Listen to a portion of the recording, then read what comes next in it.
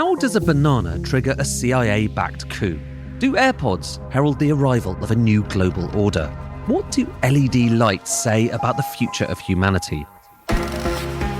I'm Ed Conway, and in each episode of my new podcast, Stuff Matters, I take an object, crack it open, and reveal the world-shaping forces hidden inside.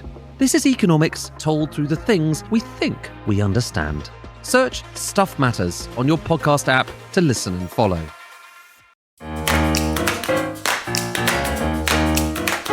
Hello, good morning and welcome. It's Monday, July the 6th. An unusually large number of you seem to be up at this time on a Monday morning. Come down gently from that England high with our guide to the penalties and goal shots of the politics week ahead. Yesterday, Reform UK got a yellow card with allegations that Nigel Farage may have broken parliamentary rules by accepting help worth tens of thousands of pounds from a friend/supporter. Reform talking about an establishment stitch-up by the Sunday Times. But is this a moment of maximum danger for Farage? My name is Anne McElvoy from Politico. And I'm Sam Coates of Sky News. The Tories already starting to campaign in Clacton, according to the Telegraph this morning. Nigel Farage has been out and about in the Express, saying that he's considering legal action over the jaw-dropping forensic report by Gabriel Pogrund and the Insight team at the Sunday Times. And so for those who didn't see it, at its core, there's been an allegation made by the Sunday Times Insight team about Nigel Farage's financial relationship with a 30-year-old called George Cottrell. Now, he served jail time in the US for wire fraud, and the paper is claiming that in contravention to parliamentary rules, Nigel Farage didn't declare benefits in the year running up to the general election, and this he should have done. While Nigel Farage was president of Reform UK, the allegation is that he had staff to help with his social media paid for by George Cottrell. He had security paid for by George Cottrell and stayed at the home of George Cottrell. Now, from everything I could see, those facts from the Sunday Times did not appear to be in dispute yesterday. Under the rules in place at the time, to remind ourselves, in 2024, new MPs were required to register any gifts worth more than £300 in the 12 months prior to the June 24 general election, except where it, quotes here, could not reasonably thought by others to relate to their political activities. Yesterday, Robert Jenrick on the Reform front bench was out and about defending Farage, saying that the gift fell precisely into this category. He said, you're allowed to accept a gift, support, whatever you want to call it, from a personal friend before you're an MP if it is in a purely personal capacity. So there's absolutely nothing to see in this story, and yet it runs. Purely personal capacity. So this morning, the Insight Sunday Times team have got a follow-up in the Times that George Cottrell used Reform UK business cards printed with the party's logo and Nigel Farage's email address and was handing those out. They say this challenges the claim that he is a purely personal friend of Farage, who didn't support the need and therefore didn't need to report the support that he received. Reform UK said that George Cottrell never worked for the party. So much depends on the Parliamentary Commissioner for Standards, Daniel Greenberg, to see if he'll extend his investigation into another accusation about Farage over the $5 million gift from the crypto billionaire Christopher Harbone, which the Reform leader also claims he didn't need to declare because it was purely a private gift for his own use. So Farage broke cover. Now, he only did so in a limited way in the Express. He doesn't really deal with the sort of gut of the allegations, as I was saying earlier. His quote is, I've done no wrongdoing, followed the rules, and I'm now considering legal action against the Sunday Times. It's now clear the establishment will stop at nothing to hurt Reform. We want to smash their cosy consensus. So if you just think about all the things that Nigel Farage has not chosen to do, he hasn't yet given a press conference, he hasn't done one of his videos, the sort of on the spectrum, this is quite a limited fight back. Let's see what he does today. And again, in the Express, given the opportunity, he doesn't challenge the sort of specific facts that the Sunday Times are reporting. The point of difference, to be absolutely clear, is that Reform UK are arguing that the gifts can reasonably be argued to be private, while quite a lot of other people, including those on other parties, strongly dispute this and are looking for adjudication elsewhere, particularly from Mr. Greenberg. And you were looking at this whole wider issue of Nigel Farage and his leadership of Reform UK over the weekend. Where did you get to in light of the Sunday Times story? Well, yeah, I looked at it for a column, just trying to pull together some of the views and responses quickly inside Reform. Obviously, the playbook also takes this on for Politico this morning. And one strand is that essentially Farage is right, whatever one may think of some of his rather rum friends, and he does seem to have quite a supply of them, that no rules were broken. This view would say that therefore he can fight back hard. He is threatening a potential legal suit against the Sunday Times, but let's see if that's words in the wind or something more. What I think is beginning to grate internally is the mood of truculence from the leader, and some concerns about how he handles these sudden firestorms that seem to be breaking out, particularly around funding, gifts and donations. So Robert Jenrick, the Treasury spokesman, and of course floor crosser from the Tories, he wants to position the party as fiscally responsible. He told me in an interview a couple of weeks ago, we talked about on the podcast, that he wanted a deregulatory big bang to boost UK growth. You had, if you like, big picture things to say. Where does Robert Jenrick find himself? Yesterday, he's under pressure on pretty much every bit of the Sunday media round, having to do those brush-offs, saying that these Cottrell revelations are an old story, nothing to see here, etc. But it's not really the same as dealing with a story. It's just the things you have to say when you want the story to go away.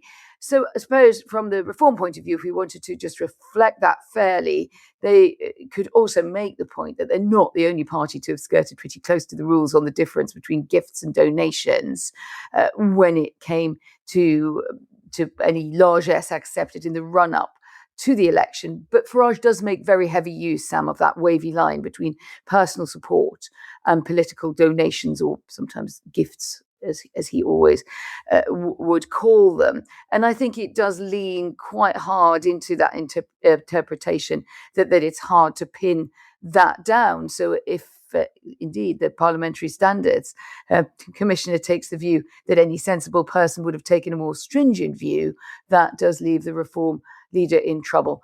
Finally, I think there's also a bit of concern about, just about Farage himself and his conduct when the team needs to pull together. And this actually a briefing that I had that preceded the excellent Gabriel Pogren story, which was from a senior person talking about their boss missing meetings, being hard to pin down for internal discussions, and saying that there is, a fork in the road where Nigel Farage has to sort of decide whether he gives up lots of aspects of his freedoms in the rest of his life to be the party leader en route for a tilt at Downing Street, or is he still trying to hedge himself across a number of roles? Yeah, it's a really interesting topic and a big discussion point in Westminster.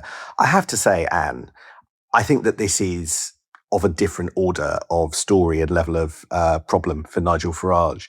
The thing that ties together the Harbone case and the Cottrell case is that both are also donors. So the cases in question that we're investigating are about gifts, private gifts, but both these individuals have given political donations at the same time. And remember, the test is that they have to be able to prove that, it's not really up to them. It's that it could not be reasonably thought by others to relate to political activities. And yet you have people that traverse that line of donor and gift. And it's just so much harder to convince people, I suspect, when that line is blurred. And the issue for Nigel Farage and Reform is that I just think there is enormous key man risk for Reform with Nigel Farage. It is not clear to me the nature of the party that survives if Nigel Farage is taken out from the centre of that operation. It is not clear to me at all that holding together the kind of slightly disparate wings of a party that has Zia Youssef, who's sort of, whose hostility to the Tories is well known, rubbing shoulders with Robert Jenrick and all the other defectors, whether or not, without a personality as big as Nigel Farage, that entity is really coherent and can survive. So I think, if the Parliamentary Commissioner for Standards decides that there should be a recall petition and there is a by-election, this is a big, big problem. It's very hard to say at this stage whether or not a by-election in which Nigel Farage, of course, could stand would be lost by reform. But the political damage being done to him at the moment is, I think, is quite evident, certainly in Westminster. Right. Well, 14 days to go until Andy Burnham becomes Prime Minister. The current cabinet jostling for position to hang on to their jobs, or indeed even look for promotions. Meanwhile, the outgoing PM gave an interview to the BBC's Henry Zeffman on Saturday, promising to stay at least reasonably quiet, and at the same time posting a ton of material on his Substack into Alia, telling us that the last 2 years had been a major achievement. His 2024 result was one of the historic highs for Labour, and so on. You'd almost wonder why he had to go at all if you listen to that version of events. I thought, Sam, there was a bit of a jibe in Starmer saying Burnham would be spending as much time on foreign affairs as he has. That does pose something of a headache for Andy Burnham. If we see the amount of time that Starmer has to spend, he's off to Ankara for his swan-song NATO summit this morning. And it did slightly tilt at the possible naivety in the Burnham position in this hyper-focus on domestic processes, devolution and the like. There's a long road to changing things inside the UK when we know that the world can throw up crises at any point. So I thought that was one of those just you wait points from Keir Starmer there. Yeah, I wonder whether or not he really will keep his mouth as tightly shut as he says he will. So Andy Burnham has been holed up with his Chief of Staff, James Pennell, and Louise Haigh, the MP who supported him in the Bakerfield by-election, sort of for day after day as they do access talks with Antonia Romeo, the Cabinet Secretary, and her top team. And as the FT reflect, others do too, because this group is so small, because he hasn't appointed a cabinet, every single major issue of government is being thrown at them and just at this trio. So I imagine it's actually quite overwhelming. And they haven't really gone out of the blocks on some of the biggest stuff yet, as far as we can tell. One of the reasons that there's a delay to cabinet names is that Andy Burnham's still trying to work out, what the jobs are at the top of government, what portfolios should exist, because only then can you actually assign them. So a lot of this comes down, as we were saying last week, to what you turn the Treasury into. Now, as far as I'm aware, there are broadly three options that are sort of being discussed. One, the economic advisor to this lot, Andy Haldane, he's sort of pushing a new ministry for growth, German style, and the Treasury becomes a pure finance ministry. So there you have a separate government department that does spending rather than doing spending and the kind of economy all in one in the Treasury, which is what happens at the moment. Then you've got a slightly different iteration of that, which was described to me as the Lou Haigh model. And you can read about all of this in her journal entry in Renewal. And that's where you take the spending team out of the Treasury.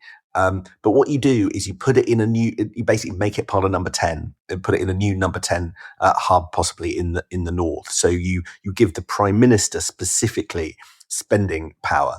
And then what was described to me as Andy's own instinct, which is a sort of Darlington campus for every department. Every department has a bit in the north, because his singular focus is how to make that number 10 in the north really, really meaningful, and to have a bit of every government department elsewhere is the answer. So those are the visions. At its heart, the question is, how big or small do you want to keep the Treasury?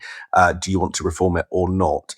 I think Ed Miliband, still, whatever you think of him, a leading candidate for all of this, would argue that you keep it strong, believing that the 1964 Wilson experiment of smashing it up into two different ministries failed, because you need the Treasury responsible for growth as well as the economy.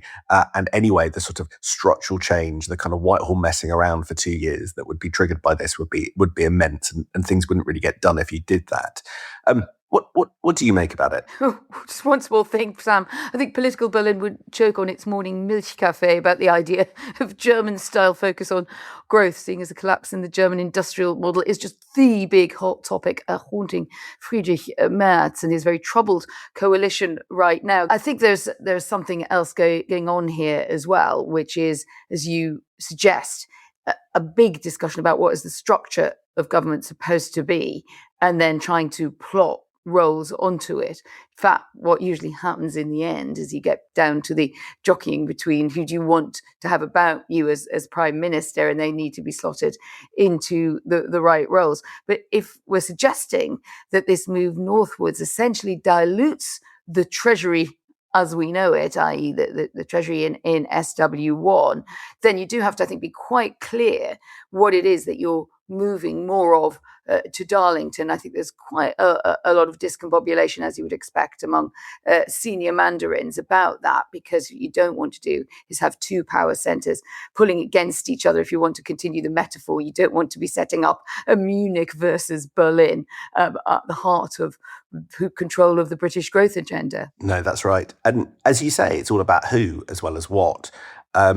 Ed Miliband, I think, probably wants a bigger, tougher, more resilient Treasury. That's the one he remembers when he was advisor to Gordon Brown, and still, I think, thinks that's the right model. And I think people close to him would dispute the idea that, that you need to balance the ticket with somebody from a different ideological wing to Andy Burnham in that Treasury job. You need somebody who agrees with him to push through the difficult things that might be needed to be done. And you can't say that about Pat McFadden or Shabana Mahmood, or even the skipper generation candidate that seems to be Lucy Rigby. So that is, I think, where you get the Ed Miliband argument. And do you know where I was hearing the Ed Miliband argument, Anne? Here, I've got a conspiracy theory for you. The case for Ed Miliband being Chancellor and sticking the Treasury, keeping with the Treasury pretty much as it is at the moment, was made very prominently on the Political Currency podcast, which, as we know, is with Ed Balls and George Osborne, with George most prominently advocating Miliband by name, which is a bit of a surprise, but, go with it. But here's the thing, Anne. If you have Ed Miliband as Chancellor, really, I don't think you can have David Miliband as Foreign Secretary. So the more Ed Balls and friends talk up Ed Miliband for Chancellor, the less of a challenge there is for Mrs. Ed Balls, one of Yvette Cooper, who wants to stay at the Foreign Office. So it's a win-win set of arguments, I thought, for the Balls-Cooper household on that podcast, reflecting in extreme depth, I thought, what Ed Miliband thinks. So beware the perhaps ulterior motive of Ed Balls championing Ed Miliband. I think you put your finger very nicely on a combination of Miliband maths and gender maths going on here. I would say, though, I don't think that Cooper's given up on her quest either way, whether it is remaining at the Foreign Office or something else, because another nice bit to add to your conspiracy was that husband, Ed Balls, on that podcast was pointing out that she has an economics master's degree, which seemed to be like a backup application for Chancellor or something very, very close to that. Now, you could take the view that Burnham, in the end, if he wants to show he's got a bit of steel in his spine, he should just have the two brothers in the top roles if he wants them, and just say, well, this is my preference. You're going to have to live with it. And there isn't that much crossover between Chancellor and Foreign Secretary. So if there were any remaining tensions between the Milibands, it would matter less. But the optics of it, as you suggest, are quite odd. David Miliband, I think, very clearly serious about that return to the Foreign Office. Bit of suspicion in King Charles Street about that. I think for those some of whom have memories of the first time round, that is a long time ago. And so then you do come down to what you want to do to boost female presence elsewhere.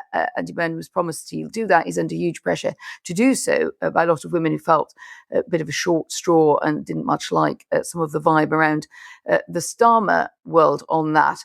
It's Shabana +1 for the big female jobs is what one pretty well-connected female MP thought when I asked her how she thought it would work out. So there's not that much room at the top. On the jockeying in general, well, David Miliband gives the Rabbi Sachs Memorial speech on Thursday. It's entitled Kings, Priests and Prophets, Power and Its Missing Guardrails, which could be about anything really on that title. Andrew MacDonald, writing Playbook, is saying one thing to look out for is whether he talks about foreign aid cuts. He has long criticised them, whether they're coming from the UK or elsewhere. It's a bit of a topic that's disappeared from the agenda in the pragmatic world of Labour power. But that will be quite interesting. Yvette Cooper also has a big essay up this morning for Chatham House, and she talks about FCDO, Foreign Office, reforming how aid is spent in the aid sector. So I think they're trying to still support it, but suggest that the way aid is calibrated and rolled out has to change. So it's quite interesting. Is this a kind of proxy battle between David Miliband and Yvette Cooper? I'm sure it is. Yvette Cooper's pamphlet for Chatham House goes sort of way beyond that, suggesting, interestingly, approaches to AI in an international context, and almost suggesting we can't rely on America to provide us with AI guardrails, which sort of takes her argument into a new dimension. Team Yvette at least seem to be speaking to Team Andy, as far as I can tell. However, the new Defence Secretary and Dan Jarvis, well, I'm not quite so sure. He was talking to Channel 4 yesterday and asked, have you actually had a conversation, Dan Jarvis, with Andy Burnham about the Defence Investment Plan, which was rolled up under his arm for the LBC interview on Thursday?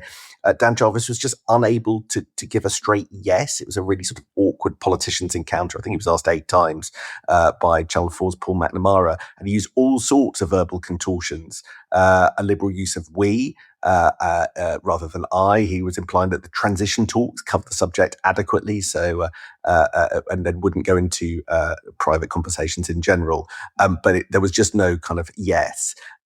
So he doesn't feel like he's as close to the transition team as others. Another thing that we might not be close to is our 20-minute limit, as I can see that in the rear view mirror. So shall we wind it up there? We shall, but not without me giving a very quick mention to my new colleague. I thought you would like this, Sam. You might even know her. We've got a ace new reporter whose job is to sweep up all the gossip from Westminster, talk about the ideal job. Who wouldn't want to do that? And guess what? She's called Meghan McElroy. And so it's going to be McElroy and McElvoy, which I think is definitely, could just be like, I don't know, it sounds like a firm of tailors. but welcome, Meghan, and our inboxes are going to get very confused. See you tomorrow.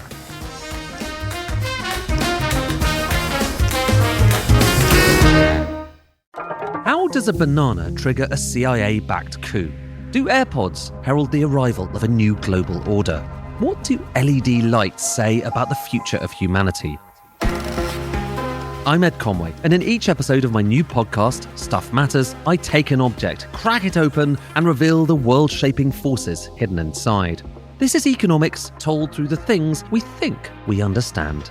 Search Stuff Matters on your podcast app to listen and follow.